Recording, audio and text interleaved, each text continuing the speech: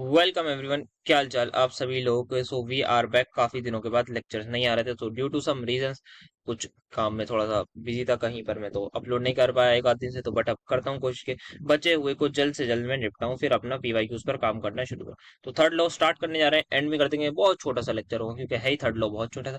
Main जो काम था यार वो पूरा हो चुका है। फर्स्ट लॉ सेकंड लॉ तक जो 3 यूनिट थे बड़े बड़े थे, आपने टाइम स्टैम्प में देखा ही होगा, नॉट टाइम स्टैम्प बल्कि अपने सिलेबस में देखिएगा आप, उनके कॉमा ब्रैकेट में लिखा होता है कि इतने इतने आवर्स चाहिए होते हैं इस पर्टिकुलर के लिए। तो आप देख सकते हैं फर्स्ट लॉ और सेकंड लॉ को बहुत ज्यादा नंबर ऑफ आवर्स जो है वो चाहिए थे, जो कि हमने कवर कर लिए हैं। हमने भी काफी टाइम लगा उनको डिटेल में करा है, दो ढाई ढाई घंटे के हमने पढ़े हैं।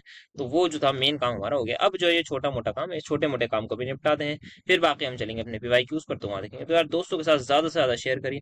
आई होप आप सभी लोग सेकंड लॉ को अच्छे से देख के यहाँ आए होंगे, क्योंकि चीजें इंटरलिंक्ड आपकी कहीं ना कहीं होने वाली है। देन आपका फर्स्ट लॉ भी है, तो यार फर्स्ट लॉ को भी यार पूरा वीडियो उसको तीनों पार्ट्स को देखिएगा। तीन है, पता नहीं यार चार है, मुझे खुद याद नहीं आ रहा। शायद तीन है। फर्स्ट लॉ के तीन और सेकंड लॉ के दो है हमारा।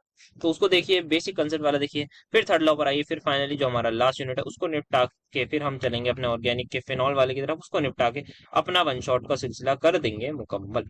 तो यार ज्यादा से ज्यादा शेयर करते रहिए, पढ़ाई लिखाई करते रहिए। स्टार्ट करते हैं आज का अपना lecture, third law of thermodynamics. नाम तो सुना ही होगा, आज इसका काम भी पढ़ लेते हैं चलिए। तो क्या होता है ये, सबसे पहले इसकी थोड़ी सी स्टेटमेंट समझते हैं, फिर आगे अपनी बुक्स में क्या क्या गिवन है, किस किस तरीके से समझाया गया है अलग अलग विभिन्न प्रकार की हमारी किताबों में, उसको समझेंगे। तो ये क्या कहता है कि एंट्रोपी, पता है क्या होती है? रैंडमनेस किसी भी क्रिस्टलाइन सब्सटेंस की। एंट्रोपी ऑफ प्रीफेक्ट नहीं होता सर जी, परफेक्ट होता है, बिल्कुल आपने सही बोला। एंट्रोपी ऑफ परफेक्टली, अच्छा परफेक्टली क्रिस्टलाइन और नॉन परफेक्टली क्रिस्टलाइन में क्या फर्क है? ऐसा होता है कि हमें पता है जो क्रिस्टल्स सॉलिड्स वगैरह होते हैं उनमें कुछ ना कुछ डिफेक्ट देखने को मिलता है। ये ऐसे सॉलिड्स हैं जिनमें कोई भी डिफेक्ट नहीं होता। तो entropy of perfectly crystalline substances at 0 kelvin is considered to be zero. Now the first one is, सबसे पहले तो 0 केल्विन पहुंचना ही लगभग इम्पॉसिबल है। क्यों सर? क्योंकि साइंटिस्ट लोग पहुंच ही नहीं पाए अभी तक। बहुत ज्यादा मुश्किल है कि कोई चीज 0 केल्विन आप टच कर सकते हैं। सो आई थिंक बहुत क्लोज तो पहुंच गए थे 0 केल्विन के, बट 0 केल्विन तक अभी तक हमारे साइंटिस्ट लोग नहीं पहुंच पाए हैं, अचीव नहीं कर सकते। तो फिलहाल एंट्रोपी की बात करें तो डीएस, बच्चा बच्चा जानता है किसके इक्वल होती है सर? डी क्यू, रिवर्सिबल बटे टेम्परेचर। ठीक है, आइए जरा वैल्यूज डालिए, करते हैं इंटीग्रेट। तो ds को मैं इंटीग्रेट कर रहा हूं, कर दीजिए, मतलब करना ही पड़ेगा। क्या यहाँ पर मैं लिख सकता हूँ cp/dt? हाँ सर लिख सकते हैं वैसे तो, आप चाहें तो। क्या लिखूं या बाद में लिखूं? चलो आगे समझा देंगे, अभी यहीं पर लिख देते हैं। तो ये आ गया मेरे पास dq रिवर्सिबल बाय टेम्परेचर। ये जा रही है S0 से S1 की तरफ, या फिर आप ले लीजिए st ले लीजिए। और ये है मेरा 0 केल्विन से t टेम्परेचर के पास। तो st minus S0 is equals to, ये इक्वल आएगा डी क्यू रिवर्सिबल बटे टेम्परेचर के, 0 से टी टेम्परेचर तक। और ये जो S0 है ये एट 0 केल्विन मेरे पास, S0 मेरे पास इक्वल होती है 0। This is what do we mean by आपका, कि मेरे पास परफेक्टली क्रिस्टलाइन सब्सटेंस की एट 0 केल्विन ये वैल्यू आएगी 0। अगर इसको और मैं करना चाहूं तो मैं यहाँ पे लिख सकता हूँ cp/dt, लिख सकता हूँ या नहीं? बिल्कुल सर लिख सकते हैं। तो यहीं से आप देखेंगे जब आप फाइनल कैलकुलेट करेंगे तो ये आपके पास आ जाएगा st is equals to, cp की जगह आ जाएगा lnt और ये आ जाएगा प्लस s0। ये आपकी इक्वेशन आप सभी की आंखों के सामने बनती हुई नजर आएगी। ठीक है, अब आते हैं जरा बुक्स वगैरह में क्या दे रखा है। तो सबसे पहले नर्स साहब थे, उनकी हीट थ्योरम थी। क्या बोला था उन्होंने? Third law of thermodynamics, wait से आप देख सकते हैं यहाँ पे गिब्स हेल्महोल्ट्ज इक्वेशन है, जिसमें आपको डेल्टा एच पता है, डेल्टा जी पता है। क्या होता है यहाँ पर? टेम्परेचर अगर हमारा 0 के इक्वल हो गया तो मुझे बताइए डेल्टा जी और डेल्टा एच बराबर होंगे या नहीं? सर बिल्कुल होंगे, इक्वेशन ही बता रही पहली बात। अब उन्होंने क्या करा, अलग अलग टेम्परेचर पर ईएमएफ कैलकुलेट करे और उन्होंने निकाली value del of delta G बटे delta T, sorry del of delta G बटे डेल टी। उन्होंने देखा कि ये जो वैल्यू है ये डिक्रीज हो रही है जैसे जैसे मैं टेम्परेचर को डिक्रीज कर रहा हूं। तो उन्होंने ये कंक्लूड करा कि डेल्टा जी और जो डेल्टा एच है ना, वो एक दूसरे पर की तरफ टेंड कर रहे हैं एट लो टेम्परेचर। एक दूसरे की तरफ क्या कर रहे हैं? टेंड कर रहे हैं, टेंड टू अप्रोच कर रहे हैं जैसे जैसे मैं टेम्परेचर लोअर करूंगा। तो न जो है इसी डेटा पर रिलाय करा, और उन्होंने बताया कि जैसे ही मेरे पास टेम्परेचर 0 की तरफ जाएगा, या फिर आप बोल सकते हैं जैसे ही value del of delta G बटे डेल टी की वैल्यू जाएगी जीरो की तरफ, टेम्परेचर लोअर होता रहेगा, वो भी किसर एब्सोल्यूट जीरो की तरफ। तो जैसे जैसे यहाँ पर आ रही है वैल्यू, वैसे वैसे हमारा टेम्परेचर भी 0 केल्विन की तरफ जा रहा है, और इसको हम नर्व्स हीट थ्योरम बोलते हैं। क्या ये इंपॉर्टेंट है? May be not, I don't think. कि यहाँ पे अब क्या है, अकॉर्डिंग टू द थ्योरम क्या है, delta G and delta H सिर्फ और सिर्फ इक्वल नहीं होते एट एब्सोल्यूट जीरो पर उनकी वैल्यू जो है वो जीरो की तरफ जा रही होती है एसिम्प्टोटिकली। तो आपने पढ़ा होगा एसिम्प्टोट, सभी बच्चे फर्स्ट सेमेस्टर में लेके बैठते हैं, अब किसी का याद नहीं होगा एसिम्प्टोट क्या होता है। वैसे मैंने भी ली थी फर्स्ट सेमेस्टर, पर खैर मुझे तो टाइम ज्यादा हो गया ना, आप लोगों को तो याद होना चाहिए एसिम्प्टोट क्या होता है। तो बाकी अच्छा, जिन लोगों जो लोग पढ़ लेंगे उनको याद होगा। तो एसिम्प्टोटिकली इसकी तरफ अप्रोच कर रही है। तो यहीं से कहीं ना कहीं जो है वो आपका कमबैक हुआ थर्ड लॉ ऑफ थर्मोडायनेमिक्स का, कि limit temperature tending to zero पर this value is also tending to this equal to zero. क्या ये बात आप सभी की समझ आई? एल टी क्या है? लिमिटिंग वैल्यू, हम सभी को पता है। तो हमें सेकंड लॉ ऑफ थर्मोडायनेमिक्स से ये दो चीजें भी पता है, कि डेल जी बटे डेल टी एट कॉन्स्टेंट भी क्या होता है, एंड किरचॉफ इक्वेशन से ये पता है। ये बेसिकली आ गया हमारे पास, हाँ सर आ गया, मैक्सवेल वगैरह में हमने ये चीज तो पढ़ रखी है, ठीक है। So what else now, now Kirchhoff equation ही आ गई। क्या मैं इसको इक्वेट कर सकता हूँ, क्योंकि ये दोनों वैल्यूज जीरो के इक्वल है? हाँ बिल्कुल कर सकते हैं। तो यहाँ पर ये भी जीरो को टेंड कर रही है, ये भी जीरो को टेंड कर रही है। तो यहीं पर हम बताते हैं कि सिग्निफिकेंस ऑफ दिस इक्वेशन, कि एंट्रोपी चेंज जो है वो टेंड कर रही है जीरो की तरफ, और हीट कैपेसिटीज का जो डिफरेंस है किसके बीच, प्रोडक्ट एंड रिएक्टेंट के बीच के जो समीशन करा हमने हीट कैपेसिटीज का, उसका जो डिफरेंस है वो भी जीरो की तरफ टेंड कर रहा है, जैसे जैसे टेम्परेचर जीरो की तरफ जा रहा है। सिर्फ और सिर्फ प्योर सॉलिड्स के लिए ये होल्ड करती है बढ़िया तरीके से। यहीं से आपका थर्ड लॉ ऑफ थर्मोडायनेमिक्स है, जो फाइनली बोलता है at absolute zero temperature entropy of every substance may become zero, और इट डज बिकम, ये बन जाएगी जीरो अगर क्या है हमारे पास, सॉलिड जो है वो या सब्सटेंस जो है वो क्या हो, परफेक्टली क्रिस्टलाइन सॉलिड। तो इस तरीके से हमारी जो है इन्होंने पूरी मेहनत करके बताई। फिर हमारे पास आई प्लैंक साहब की, तो उन्होंने कहा भाई एक ले लो सॉलिड कोई भी, उसका प्रेशर कांस्टेंट रखना जरा थोड़ी देर के लिए, 0 केल्विन से स्टार्ट करो, टी टेम्परेचर तक उसका टेम्परेचर रेज करो। तो आप सभी लोगों ने ये चीज तो देख ली, डेल्टा एस कैसे आया, लिमिट वगैरह डाल की, यही मैंने सेम काम करा है। और फाइनली आप देखेंगे कि delta sorry S T that is, ये आ जाएगी आपकी एब्सोल्यूट एंट्रोपी। और एस जीरो क्या है हमारे पास, बेसिकली क्या है वो, एंट्रोपी एट 0 केल्विन, जिसकी वैल्यू क्या है हमने एक्सपेक्ट करी है मिनिमम। और मैक्स प्लैंक ने बोला कि भाई मिनिमम एंट्रोपी जो है वो जीरो हो सकती है, किसके केस में, अगर आपका जो है वो परफेक्टली क्रिस्टलाइन कोई भी सब्सटेंस हो। तो यही आपका बन गया क्या, third law of thermodynamics. I hope basic of third law of thermodynamics clear हो गया होगा। अब बात करते हैं जरा कैलकुलेट अपनी एब्सोल्यूट एंट्रोपीज को। इसी के लिए ये कटआउट निकाले हैं, तो आइए देखते हैं किस तरीके से हम निकालेंगे। हम सभी को पता है D S is equal to D Q बटे टी होता है। कांस्टेंट प्रेशर पर लगा दूं कंडीशन, लगा दीजिए सर, कोई दिक्कत की बात नहीं है। जैसे ही मैंने कांस्टेंट प्रेशर पे लगाई, तो ये आपके सामने की। Now what we are doing is divide कर दिया हमने दोनों साइड डेल टी और डेल टी से, तो यहाँ पे कर दिया। तो उससे क्या होगा, उससे कुछ नहीं होगा, सिंपल सा आपका, आप चाहें तो पहले भी डी टी से डिवाइड कर सकते हैं, बेटर वही रहेगा, पहले आप डी टी से डिवाइड करते हैं, फिर बाद में आप क्या करें, अप्लाई करें कंडीशन ऑफ कांस्टेंट प्रेशर, तो आपको ये सीपी के इक्वल मिल जाएगी। तो डीएस आपका आ जाएगा सीपी बटे टी और डी का इंटीग्रेशन, ये हम सभी को पता है।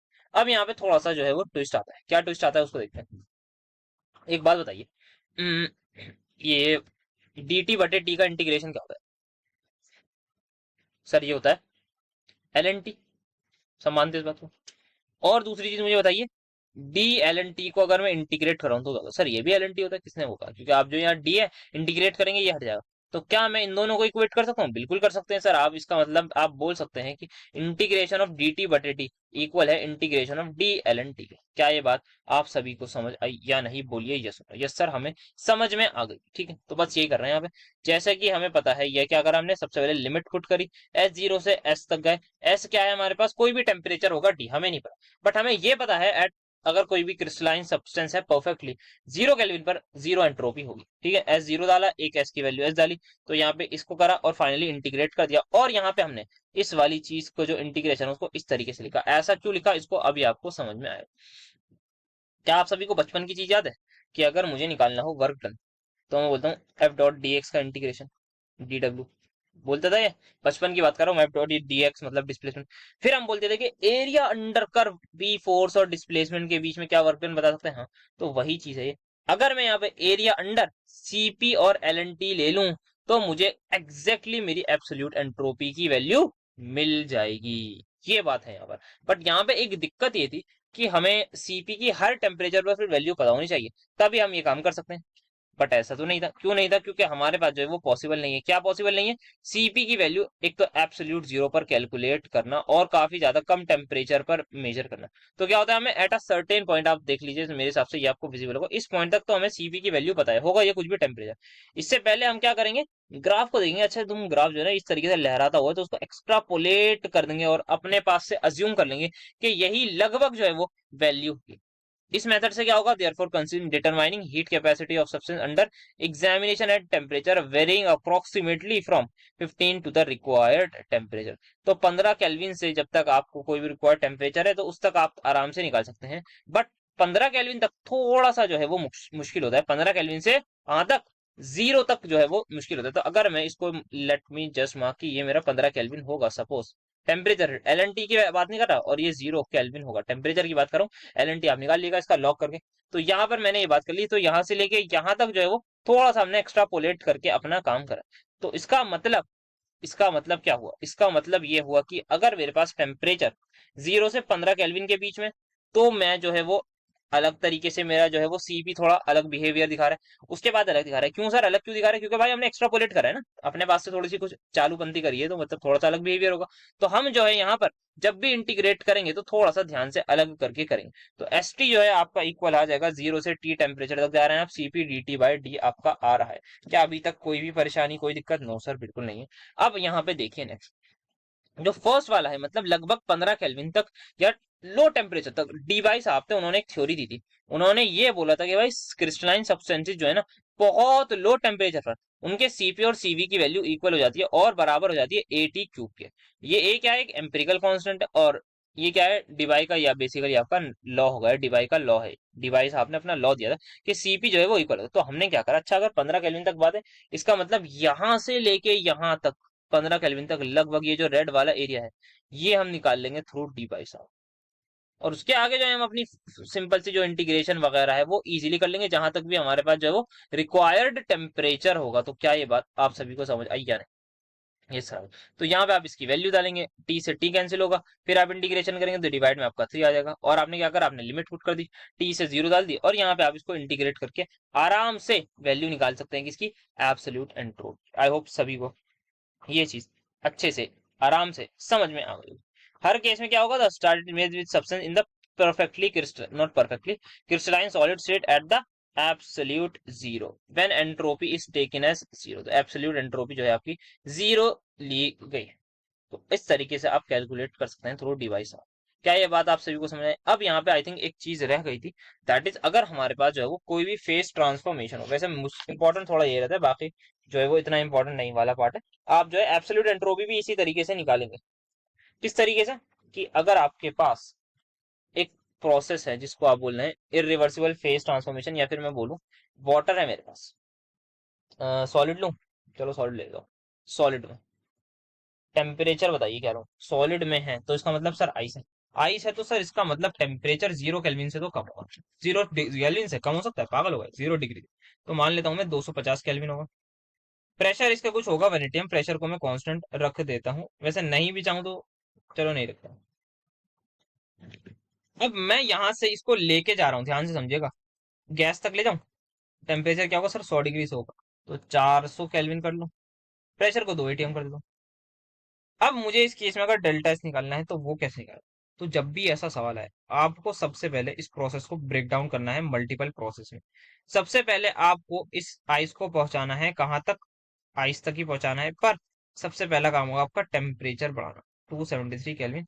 प्रेशर को आप रखिए कांस्टेंट। तो जब भी प्रेशर कांस्टेंट होता है तो कौन सी कंडीशन है सर, ये है आपकी आइसोकोरिक बोलते हैं इसको, पक्का बताओ? यस सर, आइसोकोरिक ही बोलते हैं। हाँ, तो आइसोकोरिक अगर बोलते हैं, नहीं आइसोबारिक बोलते हैं। तो अगर आइसोबारिक बोलते हैं तो आपके पास, आपको पता होगी उसकी वैल्यू किसकी, डेल्टा एस कैसे निकालेंगे? तो if I am not wrong, ये हम निकालते हैं, और बेसिकली ये सॉलिड है, क्योंकि ये सॉलिड है। तो सॉलिड की एंट्रोपी हमने पढ़ी थी अपने लेक्चर में सेकंड लॉ में। तो एल एन T2/T1 आ जाएगा फर्स्ट स्टेप की, ये जो डेल्टा एस आई। अब इसके बाद जो है ये बेसिकली इसको आप कन्वर्ट करिए किसमें, लिक्विड में। टेम्परेचर सेम है, प्रेशर सेम है। यहाँ पर जो एंथैल्पी होगी वो डेल्टा एच वेपराइजेशन है, एंथैल्पी बेसिकली। और यहाँ की जो एंट्रोपी है जिसको डेल्टा एस टू बोलेंगे, that will come out as delta H vaporisation बटे टी। टी क्या है आपका, यही आपका क्या होता है, फ्रीजिंग पॉइंट। हाँ फ्रीजिंग पॉइंट, तो टी एफ लिख रहा हूँ। अब इस लिक्विड को आप ले जाइए आगे, कहां तक ले जाएंगे, ये 273 केल्विन है। इस लिक्विड को आप ले जाइए, गैस बनाना है तो गैस कहां पर आती है सर, 373 केल्विन तक। सेम लिक्विड से आपका भी लिक्विड ही बन रहा है, तो आप यहां तक जब लेके जाएंगे, प्रेशर अभी आपने कांस्टेंट ही रखा है, तो यहाँ पर डेल्टा एस थ्री आ जाएगा। उस डेल्टा एस थ्री की वैल्यू होगी N C P M L N T two by T one, और टी टू इस बार पता है आपको क्या है, टी वन पता है आपको क्या है। नाउ अब इसको कन्वर्ट करिए at equilibrium H two O किसमें, गैस में। और जैसे ही आपने H2O गैस में कन्वर्ट करा, तो टेम्परेचर क्या है आपका सेम, और बाकी कुछ नहीं है। तो यहाँ पे जो है वो इसको बोलता हूँ मैं डेल्टा एस फोर, और डेल्टा एस फोर की वैल्यू आ रही है डेल्टा एच क्या, वेपराइजेशन डिवाइडेड बाय बॉइलिंग। और फिर आप फाइनली इसको 400 केल्विन पर लेके जाइए, फॉर्मूला आपको पता ही होगा। और आप चाहे तो आप साथ साथ प्रेशर भी वेरी कर सकते हैं, क्योंकि अब आप जो है आइडियल गैस वाली इक्वेशन लगाएंगे। तो जब आप फाइनल डेल्टा एस टोटल निकालेंगे, तो आप इन सभी एंट्रोपीज को ऐड करेंगे। इस चीज का आपको रखना है ध्यान। तो इस तरीके से आप जो है वो एंट्रोपी कैलकुलेट कर पाएंगे। नेक्स्ट चीज जो हमारे पास आती है, वो एक इक्वेशन सॉर्ट ऑफ हल्की सी आती है, that is Boltzmann entropy equation. क्या होती है, वैसे इक्वेशन ही पता होनी चाहिए। मैं ये बोल्ट्जमैन साहब थे, इन्होंने ये इक्वेशन दी थी, इसी इक्वेशन की वजह से बस मैंने करा है कि एस इज इक्वल टू के एल एन क्यू। वैसे आपको इसको प्रूफ देखना है तो आप इसको रीड कर सकते हैं कि मैथमेटिकल प्रोबेबिलिटी क्या होती है, आपको पता है, number of favourable outcome divide by total possible outcome. फिर ये किस होती है, 0 से 1 के बीच में होती है, हमें पता है। थर्मोडायनेमिक प्रोबेबिलिटी क्या होती है, ये आपकी थोड़ी सी अलग होती है। यहाँ पे बेसिकली जो है ना, स्टैटिस्टिकल थर्मोडायनेमिक्स की बात हो गई, स्टैटिस्टिक, जहाँ पे आप एग्जैक्ट वैल्यूज की बारे में बात करते हैं। ये जो एब्सोल्यूट एंट्रोपी वगैरह है ना, ये आप स्टैटिस्टिकल थर्मोडायनेमिक्स की बात करते हैं। क्या होता है thermodynamic probability, number of micro states corresponding to a given macro state when we are dealing with the distribution of molecules. वैसे इतना समझने की जरूरत नहीं है, क्योंकि ज्यादा काम की चीज नहीं है। फिर आप क्या बोल सकते हैं, जो है वो S is equal to F of W है। डब्ल्यू क्या है, एक वेरी लार्ज नंबर है, टेंडिंग टू इनफाइनाइट है। एस क्या है आपकी, बेसिकली एंट्रोपी है। ये हो गया। फिर आप यहाँ पे अगर चाहें तो उसका देख सकते हैं, बाकी आपको ये चीज ही याद है। नेक्स्ट जो आती है that is residual entropy. Residual का मतलब कोई भी चीज जो बची हुई हो। तो ये हम बात करेंगे ऐसे सॉलिड्स की, या सॉलिड्स की भी नहीं, ऐसे सब्सटेंस की that are not crystalline, perfectly crystalline, जो क्या है हमारे परफेक्टली क्रिस्टलाइन नहीं है।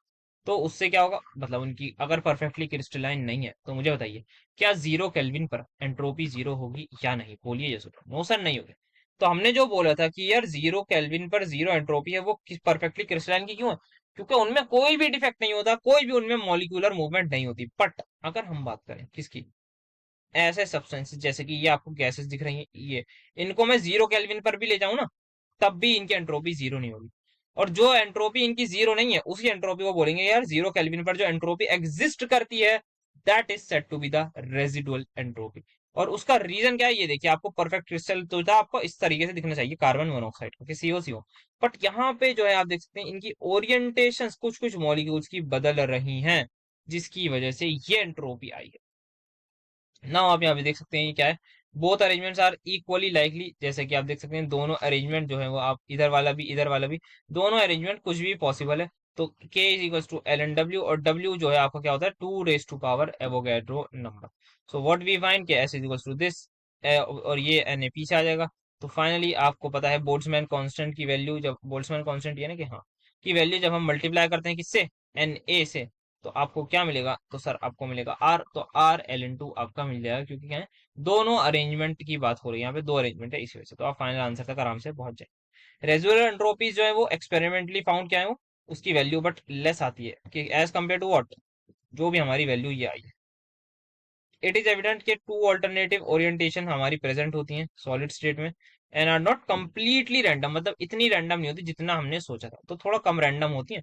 ऑब्वियसली सर एंट्रोपी की वैल्यू थोड़ी सी हमारी जो है वो कम है। S2 और D2 की बात करें गैसेस में, भाई यहाँ पर ये हमारे पास जो है वो एग्जिस्ट करती हैं किसमें, ऑर्थो और पैरा, बेसिकली दो, I think if I am not wrong. इनकी मूवमेंट में क्लॉकवाइज या एंटी क्लॉकवाइज डायरेक्शन में कुछ इनका डिफरेंस होता है, जिसकी वजह से ऑर्थो और पैरा हाइड्रोजन कहलाते हैं। और इनकी वैल्यू जब हम इनको मिक्स करते हैं, तो आराम से लगभग आती है 10.35, जब हम वेरी क्लोज टेम्परेचर हो हमारा 0 केल्विन के पास। और जब हम थर्मल एंट्रोपी, जो हम बेसिकली मेन हीट मेजरमेंट से करते हैं क्या, when this value is added to this calculated from heat capacity measurement, agreement with statistical entropy जो है वो काफी ज्यादा अच्छा था। तो हाँ हमें लगता है कि हाँ हमने जो स्टैट्स करी है वो काफी हद तक सही है। सो नाउ अब एक काफी इंपॉर्टेंट चीज आपसे कहा गया है कि आपके पास एक गैस है, आपको उस पर्टिकुलर गैस की एब्सोल्यूट एंट्रोपी निकालनी है। ठीक है, कितने डिग्री सेल्सियस पर? 25 डिग्री सेल्सियस पर निकालिए अंडर एटमॉस्फेरिक प्रेशर मतलब 180। अब आप कैसे निकालेंगे ये आपका आएगा। तो अगर मैं कहूं कि आपको जो है वो 298 केल्विन पर एब्सोल्यूट एंट्रोपी निकालनी है, तो आप कैसे निकालेंगे? आप कहेंगे मुझे सर इतना पता है S0 पर जो है वो जीरो होती है वैल्यू। S0 क्या है? At zero kelvin. मुझे बताइए क्या जीरो केल्विन पर सबसे पहली बात क्या ये गैस एग्जिस्ट करती भी होगी या नहीं? नो, नहीं करेगी भाई। जीरो केल्विन पर नहीं करेगी तो लॉजिकल बात है गैस ही गैस में एग्जिस्ट नहीं करेगी, मतलब कोई सब्सटेंस कैसे करेगा? तो सबसे पहली चीज तो ये है कि जीरो केल्विन पर जो है वो गैसियस फॉर्म में नहीं होगी, कहीं ना कहीं सॉलिड होगा। तो हमने जो अभी पीछे चीज करी है वही कहीं ना कहीं हमें घूम फिर के करनी है। कैसे करनी है? सबसे पहले हमारे पास जो है वो होगा क्रिस्टल एकदम किस पर? जीरो केल्विन पर। जीरो केल्विन से लगभग लगभग 15 केल्विन तक हम एंट्रोपी कैलकुलेट करेंगे किसके मदद से? बाय डी बाई की इक्वेशन। क्या मैं कैलकुलेट कर सकता हूँ सर? बिल्कुल कर सकते हैं आप, इस तरीके से आराम से कैलकुलेट हो जाएगी। सबको पता है नहीं? हाँ सर पता है, ये पढ़ लेते हैं। डी बाई की मदद से हम 15 केल्विन तक आ गए। अभी तो बर लंबा सफर तय करना है।